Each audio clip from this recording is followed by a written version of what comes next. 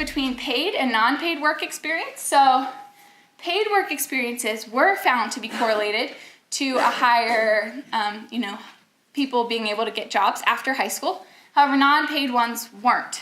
And I'm not discounting non-paid work experiences, because sometimes a non-paid work experience can lead into a paid work experience, right? So I'm not saying they're bad, but them by themselves, the research does not show that that is, where the student is going to get the advantage from.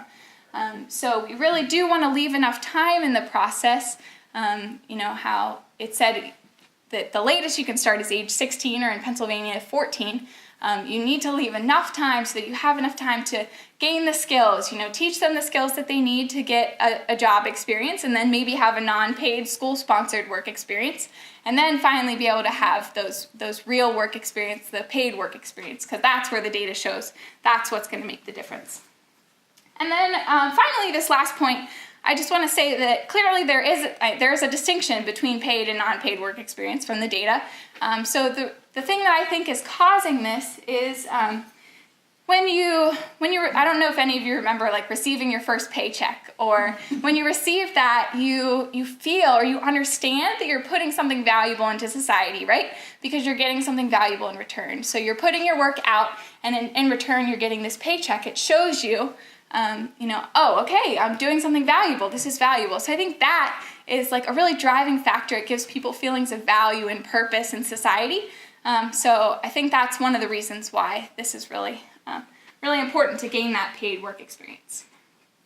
So wrapping all of that data together, here are my suggestions or my strategies for work experience, what we could do. So start the transition early, the process early. Like I said, you want to start early enough so you have time to work through that progression of different opportunities, so that ultimately the research shows that you want to have not just one, but a couple work experiences.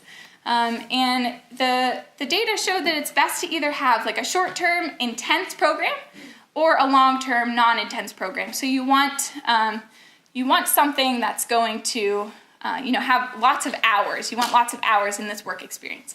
And you want to have enough time to have a couple. So I would say start even before 14. Start at least thinking about it. You don't have to start working, but at least start thinking about the process and gaining the skills that are necessary to, obtain a job that the student might want. Start looking into the student's interests, those kind of things. So just start the process early. And then finally, I know we have lots of education majors in the room. So when you're looking at IEPs, think about research-based work experiences when you're working on those IEPs. So we're not trying to build an IEP in which you can just check off the boxes, right? We need a work experience, got that work experience. No, we're trying to find one that's research-based that will, be able to help them get a job in the future. That's our ultimate goal, right? We're not just trying to check off boxes on IEPs. So really try to find those work experiences that are paid and the ones that are research-based that will help them in the future.